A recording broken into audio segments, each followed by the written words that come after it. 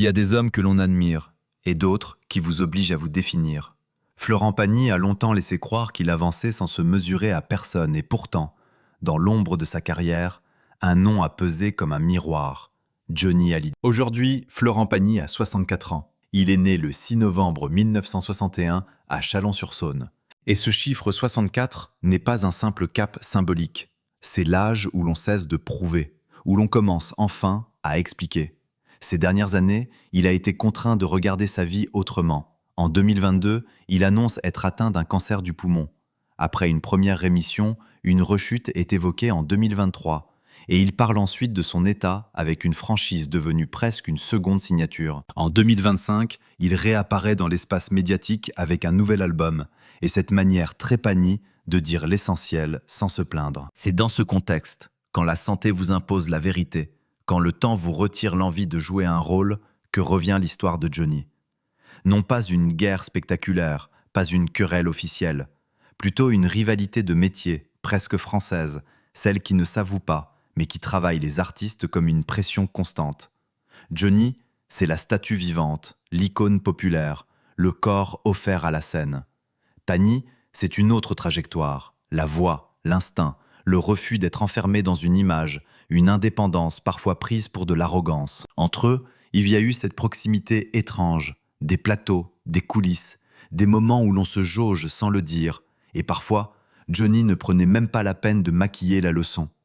Florent Pagny raconte un jour que Johnny lui a lancé, sans détour, « T'es arrivé en retard et t'as chanté à côté ». On entend la phrase, et derrière, tout un monde. L'exigence, la domination tranquille, la brutalité à l'ancienne. Johnny ne flatte pas, Johnny tranche. Et celui qui reçoit ça, soit il se brise, soit il apprend. Alors, qu'est-ce que cette rivalité lui a appris à Pagny ? Peut-être le plus inconfortable, que le talent ne suffit pas. Qu'une carrière se gagne aussi par la tenue, par l'endurance, par la façon dont on encaisse la solitude quand tout le monde applaudit. Peut-être aussi que l'on peut respecter un homme et en même temps refuser de lui ressembler. Pagny n'a jamais été Johnny, et c'est précisément là que la rivalité devient formatrice. Elle vous force à choisir votre propre ligne. Et si Florent Pagny en parle maintenant, c'est parce qu'il sait ce que coûte le silence. La maladie a réduit le bruit autour de lui, le temps a décanté les égos, et dans ce calme nouveau, une question revient, plus nette. Qu'est-ce qu'on emporte vraiment quand on a tout chanté ? Mais au fond, quand cette rivalité a-t-elle commencé concrètement ? Le jour où ils se sont rencontrés, qu'est-ce qui s'est joué dans un regard, une poignée de main, une phrase de trop ? Et surtout, Johnny, derrière le mythe, était-il un rival ou un révélateur ? Il y a des rencontres qui ne ressemblent pas à une poignée de main. Elles ressemblent à un test, un passage obligé, un moment où l'on comprend, sans qu'on vous l'explique, que l'autre ne vous fera aucun cadeau. Chez Florent Pagny, la rencontre avec Johnny Hallyday ne se raconte pas comme une photo de backstage ou comme un souvenir attendri. Elle se raconte comme une montée de tension, comme une convocation. Parce que Johnny, à ce moment-là, n'est pas seulement un chanteur, il est une institution vivante, un homme autour duquel tout s'organise, tout s'accélère, tout se mesure. Et quand vous entrez dans son monde, vous acceptez ses règles, même si personne ne vous les a encore dites. Nous sommes un 14 juin 2003, au Stade de France. Johnny est en concert. Un de ces soirs où l'on ne vient pas voir un artiste, mais assister à un rite national, un grand-messe populaire. Et Florent Pagny doit y chanter.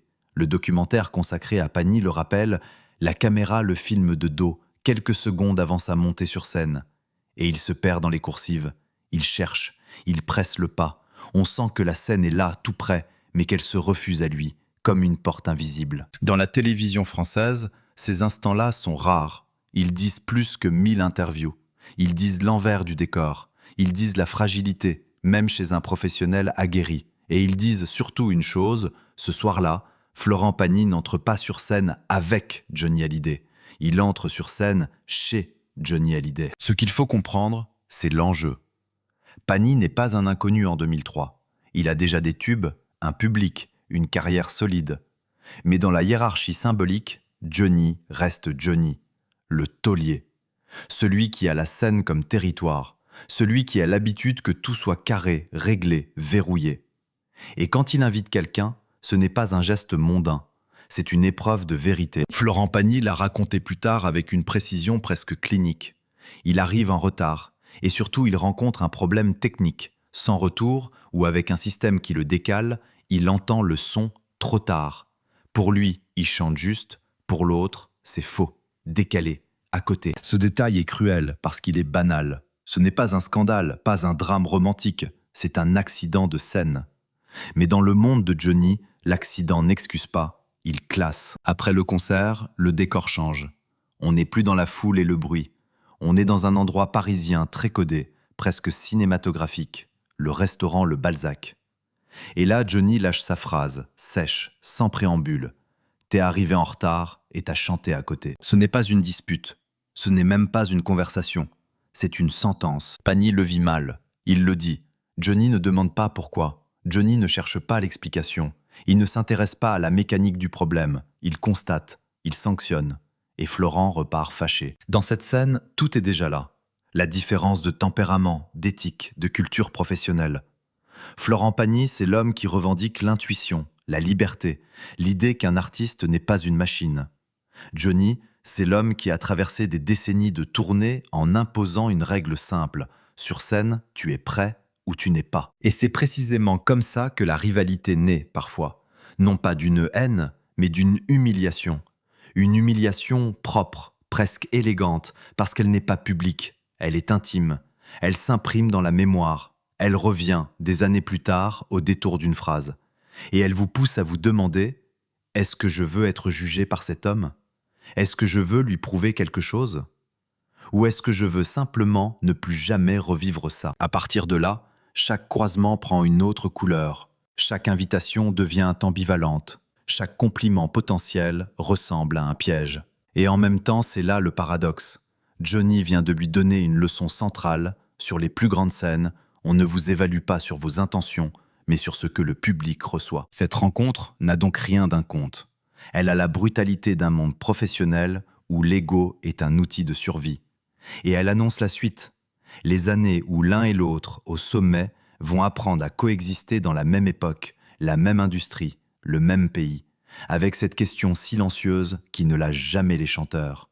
Qui marque son temps et qui le subit? À ce stade, la rivalité ne se nourrit plus d'un incident, elle se nourrit d'un fait simple, presque mécanique. Ils règnent en même temps.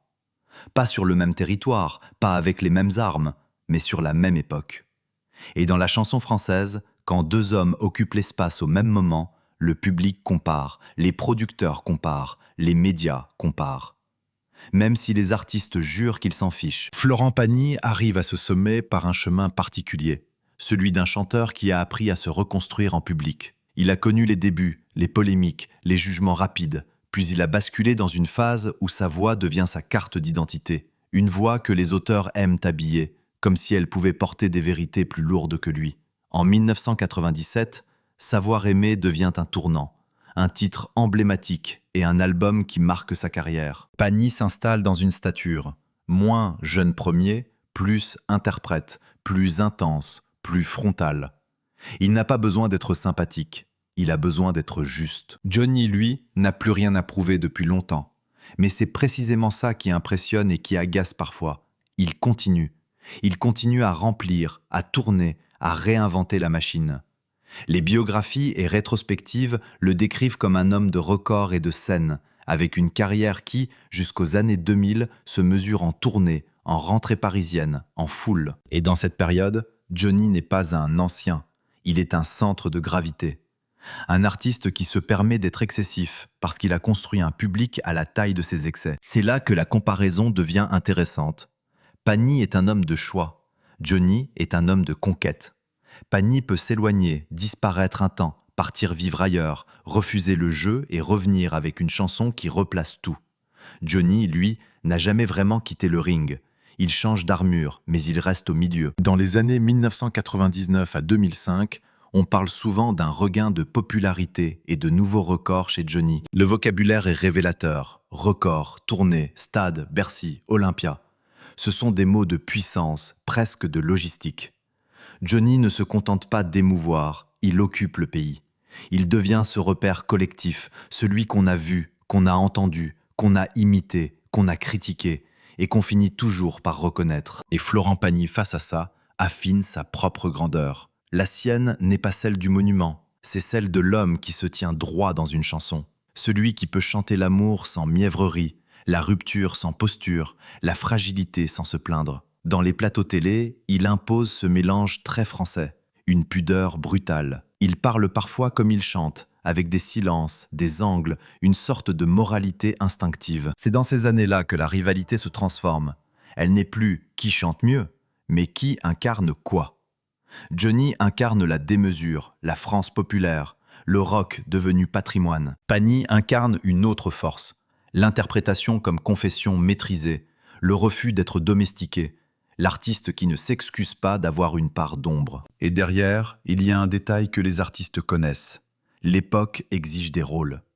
Dans les années 2000, les médias veulent des personnages identifiables, des trajectoires racontables. Johnny est un roman national, Pagny un roman intime. Johnny se lit à voix haute dans un stade.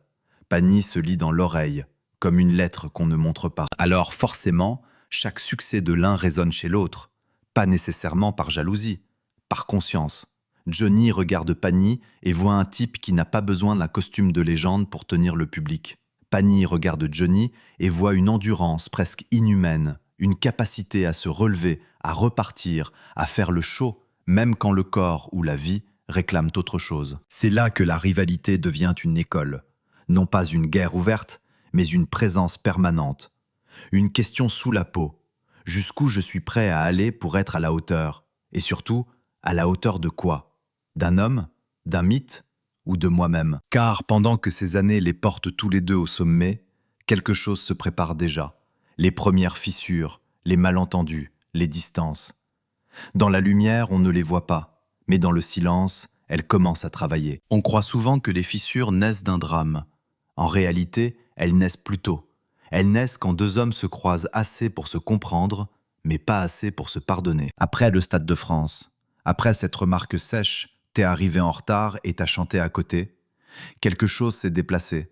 Pas dans les journaux, pas dans un clash public, dans la façon dont Florent Pagny regarde Johnny, et surtout, dans la façon dont il se regarde lui-même. Parce que ce n'est pas seulement une critique de scène, c'est un rappel brutal d'une hiérarchie implicite. Et Florent Pagny, malgré son succès, le ressent.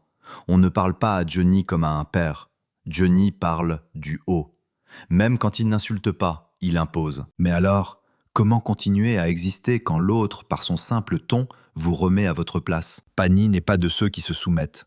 Il n'est pas non plus de ceux qui se vengent. Il est de ceux qui se ferment. Il encaisse, il rumine, il garde. Et cette retenue-là, dans le monde des artistes, ressemble vite à du mépris. C'est injuste, mais c'est comme ça. Le silence est interprété. On lui prête une intention, on lui colle un rôle. Pourtant, de l'extérieur, tout semble normal. Les carrières avancent, les albums sortent, les émissions s'enchaînent, le public applaudit. La machine médiatique adore cette idée simple. Deux monstres sacrés, deux styles, deux écoles. Sauf qu'en coulisses, l'atmosphère se durcit. Pas par haine, par incompatibilité. Johnny, c'est l'obsession du contrôle. Le son, l'équipe, la ponctualité, la discipline du plateau. Il a traversé des décennies de tournée avec cette conviction. Un concert ne tolère pas l'à peu près. Et quand Johnny sent l'à peu près, même s'il se trompe, il ne sait pas le maquiller. Pagny, lui, vit l'art autrement. Il a cette idée presque provocatrice, surtout face à un taulier, que l'artiste ne se réduit pas à une performance millimétrée. Qu'il y a dans la chanson une part de risque, de respiration, de fragilité assumée. Et qu'on peut être sérieux sans être militaire. Ce soir-là, ou plutôt ces soirs-là, car dans une carrière il y a toujours plusieurs soirs-là, la distance se fabrique par accumulation. Une phrase un peu froide, un regard qui ne répond pas, une invitation qui n'arrive pas, un compliment que l'on attend et qui ne vient pas. Et quand il n'y a pas de geste réparateur, le malaise devient une habitude. Là où la fissure devient intéressante, c'est qu'elle n'est pas seulement entre deux hommes, elle est entre deux visions du métier. Dans le monde de Johnny, la loyauté se prouve. On est dans la famille ou on ne l'est pas. On respecte le chef, même quand on le conteste. On ne laisse pas l'autre croire qu'il peut faire sans vous. C'est une culture presque clanique, nourrie par la route, les musiciens, la scène, l'endurance. Dans le monde de Pagny, la loyauté est plus intérieure. Elle se doit à soi-même. Il ne veut pas être dans la famille de quelqu'un, il veut être libre. Et cette liberté, dans une industrie où tout le monde négocie, se paie cher. Parce que la liberté est souvent prise pour une déclaration de guerre. Alors, oui, la fissure se creuse. Et paradoxalement, elle se creuse aussi, parce qu'il y a du respect. Un respect compliqué qui empêche l'explosion. Quand on méprise vraiment quelqu'un, on l'oublie.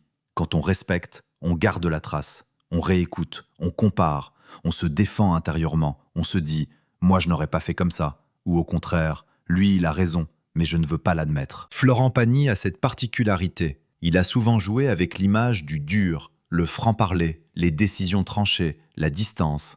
Mais dans ces années-là, ce dur devient une protection. Face à Johnny, il ne veut pas paraître vulnérable. Il ne veut pas mendier une reconnaissance. Il préfère être celui qui n'a besoin de rien, même si c'est faux. Et Johnny, de son côté, ne s'est pas forcément réparé. Il s'est exigé, il s'est entraîné, il s'est impressionné. Mais dire « je t'ai jugé trop vite », ce n'est pas son langage naturel. Chez lui, la réconciliation passe plus souvent par un geste, une invitation, un signe. Or, quand le signe tarde, la fissure devient un mur. Ce qui se prépare alors, c'est une crise plus grande.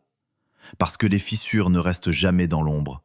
Elles attendent un événement, une fatigue, un accident, une blessure d'orgueil, quelque chose qui oblige à choisir entre l'aveu et l'évitement. Et la question devient plus grave, presque intime. À quel moment une rivalité cesse d'être stimulante et commence à vous abîmer? Qui va craquer en premier, celui qui contrôle tout ou celui qui refuse d'être contrôlé? Et surtout, quand la vie frappe maladie, scandale, perte, silence, est-ce qu'on reste un rival ou est-ce qu'on devient enfin un homme? Il y a un moment où la rivalité cesse d'être un moteur et devient un poids. Pas parce qu'on s'aime moins, mais parce que la vie, soudain, vous retire le luxe de jouer au plus fort. Pendant des années, Florent Pagny et Johnny Hallyday avancent dans la même industrie, comme deux plaques tectoniques. Ils ne se cherchent pas en permanence, ils ne s'attaquent pas frontalement. Mais chacun sait que l'autre existe, qu'il regarde, qu'il juge, qu'il incarne un standard. Et dans ce type de relation, la crise n'est pas forcément une dispute. La crise, c'est parfois l'impossibilité de réparer. Johnny, lui, appartient à cette génération qui ne s'excuse pas. Il peut être tendre, il peut être loyal, mais il ne s'humilie pas. Il préfère la phrase tranchante au mea culpa. Florent Pagny, lui, a cette fierté froide qui consiste à ne rien demander, à ne rien mendier. Deux orgueils, deux façons d'être fragile.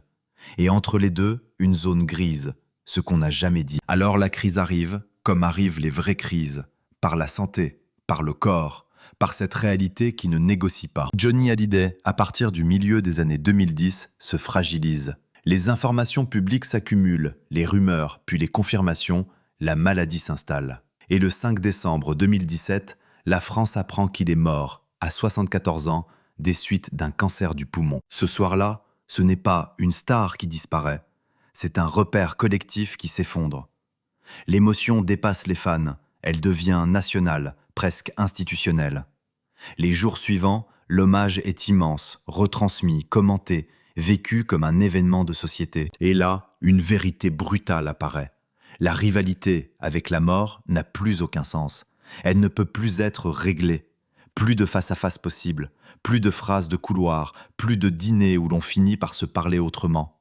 C'est terminé. Pour Florent Pagny, la crise est aussi intérieure, parce que quand le rival disparaît, il ne reste pas seulement du soulagement ou de la tristesse.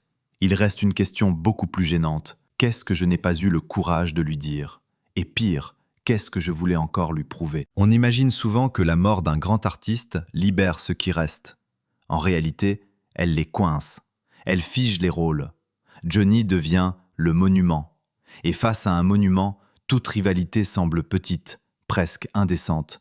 Alors on réécrit le passé, on gomme les aspérités, on transforme les tensions en admiration polie. Mais Florent Pagny n'est pas un homme de politesse. Il est un homme de vérité tardive. Et dans sa tête, la phrase de Johnny, celle du Balzac, sèche comme un verdict, continue de résonner. Pas pour nourrir une rancœur, plutôt comme un rappel. Sur scène, dans ce métier, on ne triche pas longtemps. On peut avoir du talent, on peut avoir du style, mais si le jour J on n'est pas au rendez-vous, quelqu'un comme Johnny ne vous pardonne pas. Or le drame, c'est que cette exigence-là, on finit par la respecter, même quand on la déteste. Et c'est là que la crise devient profonde.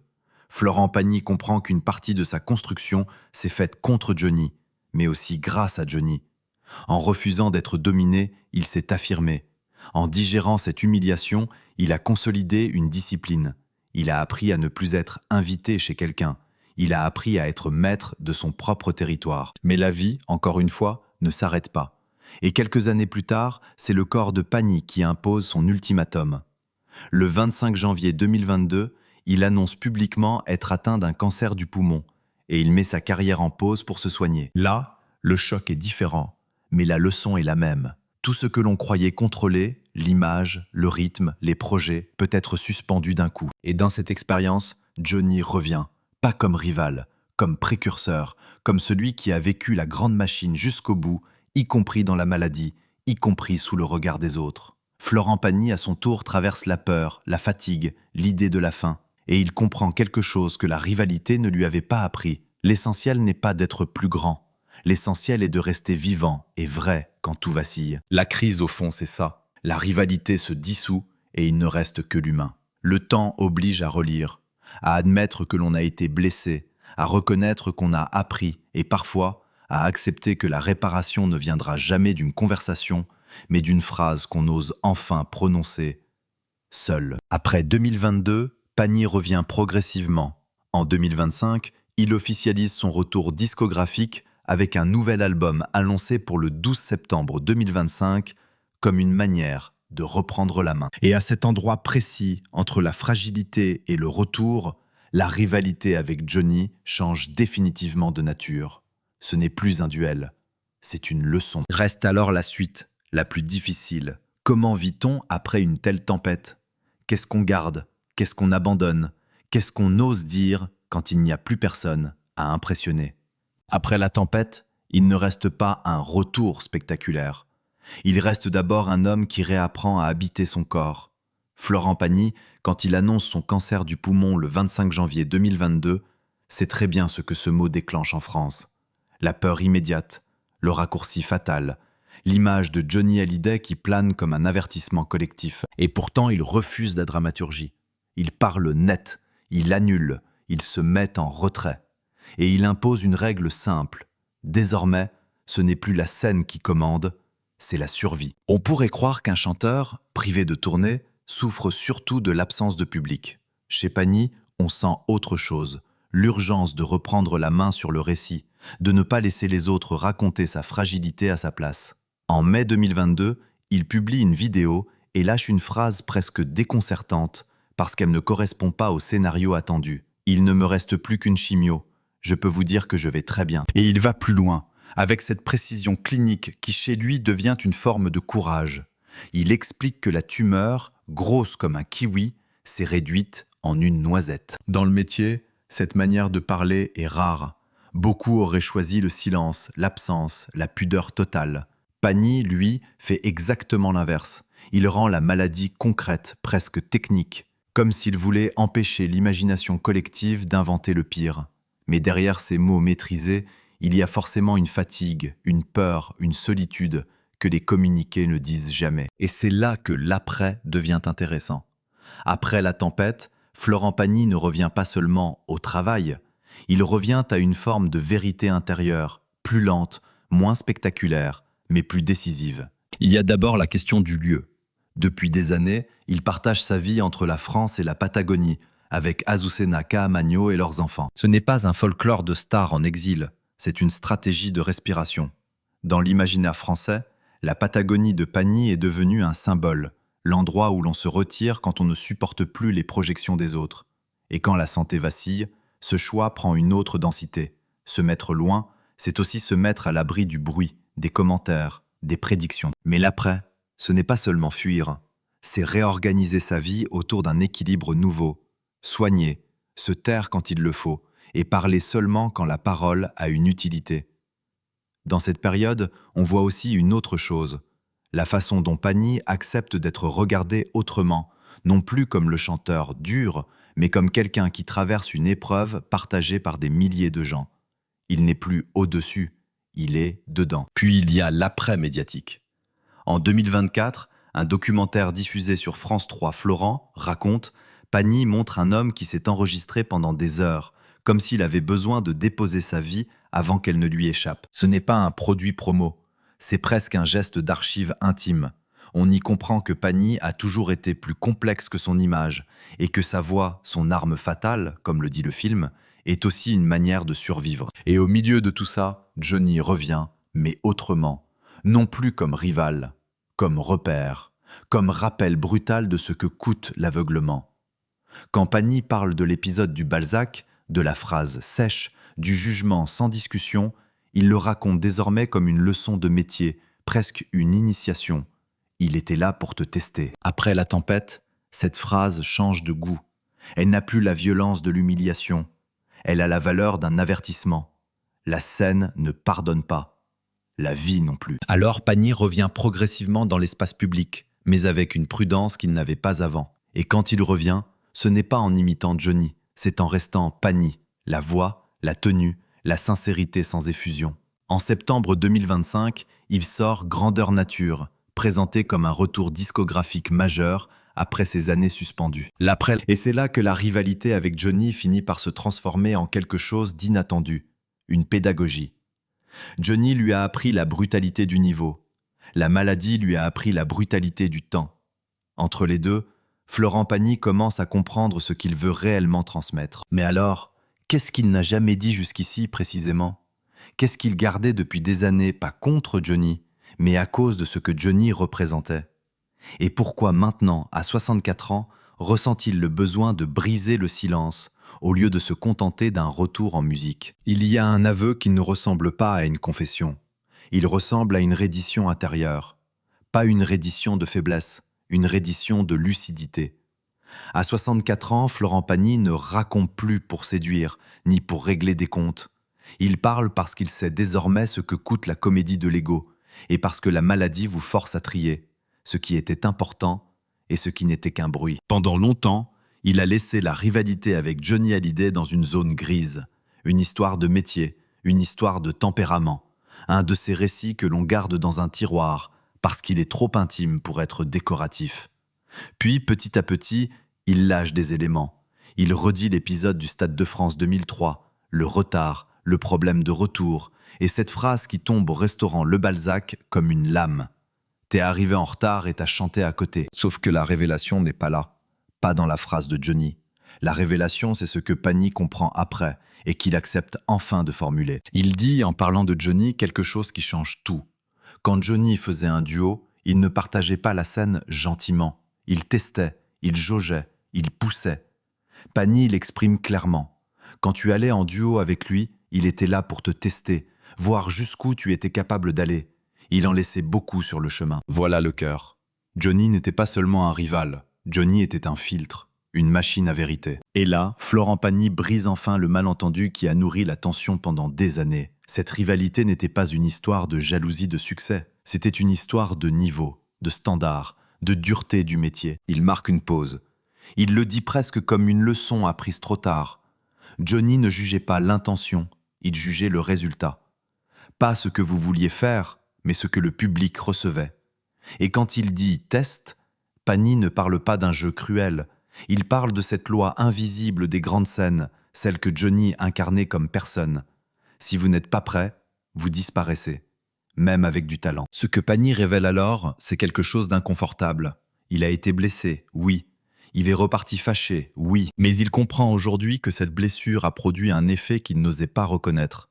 Elle l'a rendu meilleur, plus rigoureux, plus conscient de ce qu'il devait à son propre public. Et il y a un deuxième aveu, plus intime encore. Pagny raconte que Johnny était content, au fond, d'avoir enfin face à lui une voix qui répondait, un partenaire qui ne s'effondrait pas sous la pression. Il était très content parce qu'enfin, il en avait un qui avait un peu de répondant. Et à chaque fois qu'il avait besoin, il m'appelait. Cette phrase est capitale, parce qu'elle dit l'autre versant de la rivalité, la reconnaissance, mais une reconnaissance à la Johnny, c'est-à-dire sans lyrisme, sans câlin, presque utilitaire. J'ai besoin de toi, tu tiens, donc je t'appelle. Pendant des années, Florent Pagny a probablement attendu autre chose, une parole plus douce, un geste plus clair, un « je me suis trompé ». Mais la révélation, à 64 ans, c'est qu'il accepte enfin la réalité. Johnny n'aimait pas comme ça. Johnny respectait comme ça. Et ce respect-là, Pani le comprend pleinement après 2022, quand son propre corps lui impose une limite. Quand il annonce son cancer du poumon, quand il parle de chimiothérapie, quand il publie des nouvelles sur son état, il entre dans une temporalité où les rivalités deviennent ridicules. C'est à ce moment qu'il ose dire, sans le formuler comme une morale, que l'essentiel n'était pas de gagner contre Johnny, mais de survivre à ce que Johnny représentait, l'exigence totale. Et c'est là précisément que Florent Pagny admet ce que la rivalité lui a appris. Elle lui a appris que la liberté ne vaut rien sans discipline. Elle lui a appris qu'un ego peut vous protéger, mais qu'il peut aussi vous isoler. Elle lui a appris qu'on peut être fier et se tromper de combat. Alors sa révélation prend la forme d'un basculement intérieur. Johnny n'est plus l'homme qui l'a humilié. Johnny devient celui qui l'a obligé à regarder la vérité en face et à s'élever sans demander la permission. Et maintenant, une dernière question surgit, presque douloureuse. Si Johnny était un test, qu'est-ce que Florent Pagny veut transmettre, lui, aujourd'hui? À qui veut-il tendre la main au lieu de tendre un piège? Et comment termine-t-on une histoire sans trahir l'homme qu'on a été, ni celui qu'on est devenu, surtout quand l'autre n'est plus là pour répondre? On se trompe souvent sur ce qu'est une rivalité. On l'imagine bruyante, arrogante, pleine de petites phrases. En réalité, les rivalités les plus marquantes sont silencieuses. Elles ne vivent pas dans les journaux. Elles vivent dans l'exigence, dans cette sensation parfois de marcher à côté d'un géant et de devoir décider, est-ce que je baisse les yeux ou est-ce que j'apprends à tenir debout? À 64 ans, Florent Pagny ne cherche plus à être comparé. Il a déjà été aimé, critiqué, jugé, célébré. Il a déjà eu sa part d'excès, de décisions incomprises, de coups de sang, de choix de vie qui ont fait parler. Il a surtout eu, comme tout le monde, ce qu'aucune carrière ne remplace. La peur, l'incertitude, l'idée que tout peut s'arrêter. Quand il prononce enfin, calmement, ce que la rivalité avec Johnny Hallyday lui a appris, il ne s'agit pas d'une leçon de show business. Il parle d'un apprentissage plus vaste, celui de la mesure. Johnny représentait l'absolu de la scène, l'obligation d'être prêt, d'être exact, de ne rien devoir au hasard. Florent, lui, a toujours défendu l'idée que l'art doit rester vivant, respirer, accepter la faille. Et à force de s'opposer, ces deux visions ont fini par se contaminer. Ce qu'il admet au fond, c'est qu'il a eu besoin de Johnny pour devenir pleinement Pagny. Sans Johnny, il aurait peut-être gardé la même voix, le même talent, la même allure. Mais il lui aurait manqué cette conscience aiguë du niveau, cette dureté nécessaire, cette capacité à se dire « je n'ai pas le droit d'être approximatif ». Et surtout, si je veux être libre, je dois être irréprochable. C'est paradoxal, et c'est ce qui rend l'histoire touchante. La liberté n'est pas l'absence de règles, c'est la capacité de créer ses propres règles et de s'y tenir. Il y a dans cet épilogue quelque chose de profondément français, la façon dont le respect se déguise. Johnny ne disait pas « je t'admire », il disait « tu es arrivé en retard ». Pagny, lui, ne disait pas « ça m'a blessé », il disait « je m'en fous ». Deux hommes qui se parlent avec des armures. Et des années plus tard, un troisième personnage entre dans l'histoire, le temps. Le temps qui enlève les armures sans demander la permission. Alors Florent Pagny réécrit la rivalité. Non pas en réécrivant les faits, mais en leur donnant un sens qu'il n'avait pas su voir. Il accepte que Johnny ait été dur, parfois injuste, parfois brutal. Mais il accepte aussi que cette dureté ait été une manière de protéger un art qu'il prenait au sérieux. Derrière le taulier, il y avait un homme terrifié à l'idée de baisser le niveau. Terrifié à l'idée que le spectacle devienne tiède. Et ce que Pagny révèle, en creux, c'est une autre idée. On ne rivalise vraiment qu'avec ceux qui vous ressemblent par l'intensité, pas par le style, pas par le répertoire, par la nécessité intérieure. Johnny avait besoin de scène comme on a besoin d'air.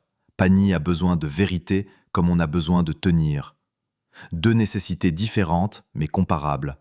C'est pour ça que la rivalité a existé, parce qu'il y avait chez l'un comme chez l'autre la même obsession de ne pas être médiocre. Aujourd'hui, la rivalité est finie. Johnny n'est plus là. Et Florent Pagny a traversé lui aussi cette zone où l'on comprend que le corps décide. Dans ce nouvel équilibre, il ne reste plus qu'une chose à transmettre, la valeur de ce qui a été appris dans la douleur. Florent Pagny ne conclut pas en héros. Il conclut en homme qui a compris tard. Un homme qui regarde derrière lui et qui voit que les grandes rencontres ne vous caressent pas dans le sens du poil. Elles vous forcent à grandir. Et parfois, Elles vous forcent à admettre qu'une blessure a été utile. Alors l'histoire se termine sans vengeance, sans triomphe, sans jugement. Elle se termine avec une forme de paix froide, presque pudique, celle de reconnaître que l'on a été façonné, malgré soi, par un rival. Et dans cette paix, il y a une dernière image, pas un stade, pas un projecteur, juste une absence.